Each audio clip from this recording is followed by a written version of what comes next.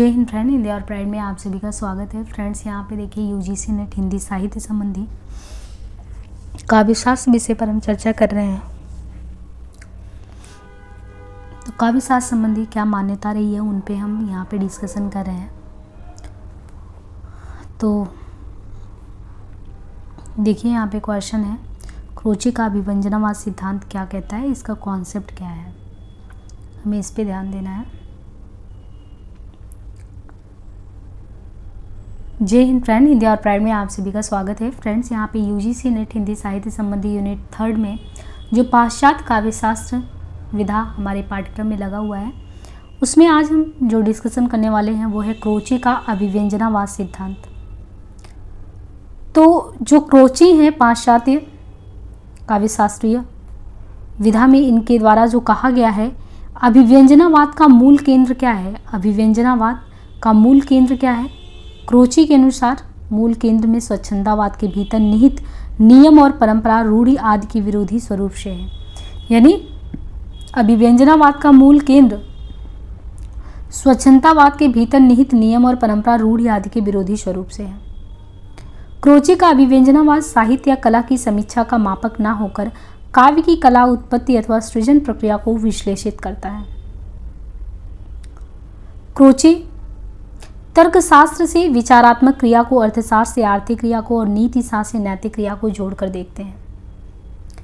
Croce ज्ञान का प्रथम सोपान सहज ज्ञान या अभिव्यंजना को मानते हैं और बुद्धिजन ज्ञान को उसके बाद मानते हैं।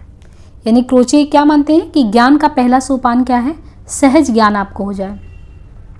तो क्रोचे ज्ञान का पहला सोपान सहज ज्ञान या अभिव्यंजना को मानते हैं और बुद्धिजन ज्ञान को उसके बाद। सहज ज्ञान है या अभिव्यंजना तो वो तो अच्छी बात है, लेकिन बुद्धिजन ज्ञान उसके बाद आता है।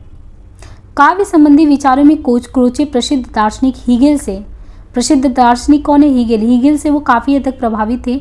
दूसरी तरफ वह हीगेल की आलोचना भी करते थे। तो यहाँ पे हमें समझना है कि काव्य संबंधी विचारों में क्रोचे प्रसिद्ध दार्शनिक हीगेल से तो काफ़ी प्रभावित थे, दूसरी तरफ वो हीगेल की आलोचना भी करते थे। हीगेल द्वारा जो प्रस्तुत आत्मा की प्रवृत्तियाँ हैं उनमें है ज्ञानात्मक, व्यावहारिक, आध्यात्मिक।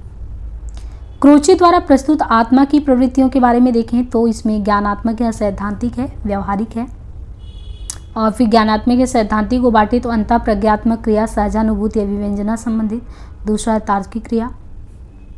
व्यवहारिक में देखें तो आर्थिक क्रिया, अर्थशास्त्र संबंधी, और नैतिक क्रिया नीति शास्त्र से जुड़ा हुआ।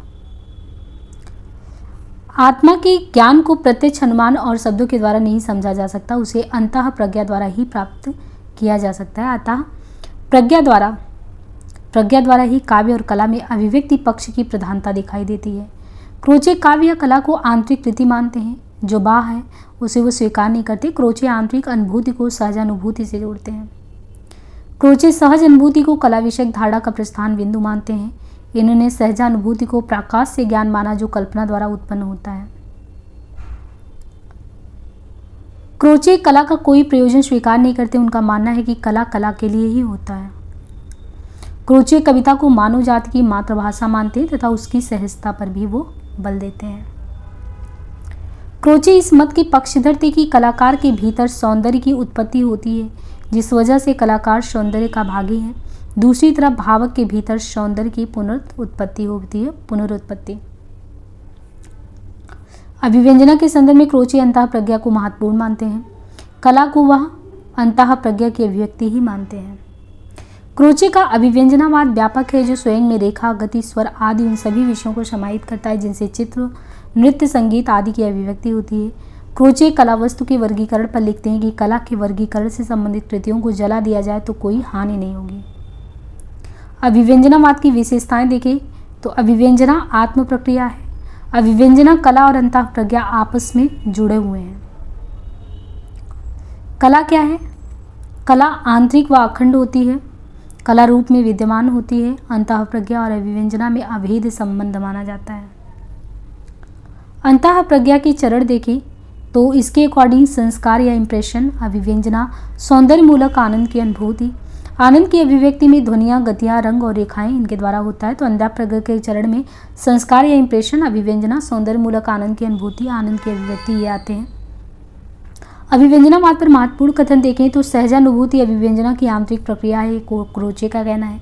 हिंदी में अभिव्यंजनावाद का सर्वप्रथम उल्लेख आचार्य शुक्ल ने किया। क्रोचे का अभिव्यंजनावाद भारतीय वक्रोक्तिवाद का विलायती रूप है। ये हिंदी साहित्य सम्मेलन इंदौर के अधिवेशन में कहा गया था। वक्रोक्तिवाद एवं अभिव्यंजनावाद में अंतर देखें तो वक्रोक्तिवाद क्या है? केवल काव्य कला को महत्व देता है। वक्रोक्तिवाद केवल काव्य कला को महत्व देता है, काव्य के आस्वादन को महत्व देता है, वस्तु एवं रूप दोनों स्वीकार, धर्म काम अर्थ एवं मोक्ष सिद्धि उद्देश्य है इसका, काव्य के वर्गीकरण को स्वीकार करता है, कवि कौशल को महत्व देता है। और अभिव्यंजनावाद सभी कलाओं को महत्व देता है, कला की रचना प्रक्रिया को महत्व देता है, रूप को सर्वोपरि स्थान तथा वस्तु का निषेध करता है। कला कला के लिए होती है, इसका कोई उद्देश्य नहीं है, कला अंतः प्रज्ञा की देन है। अब यहाँ पे जो शुरू होता है वो टी.एस. इलियट का जो सिद्धांत है, टी.एस. इलियट का क्या मानना है, तो उनके संदर्भ में हम नेक्स्ट सेशन में लेंगे। आज के लिए इसे यहीं पर रहने देते हैं। धन्यवाद।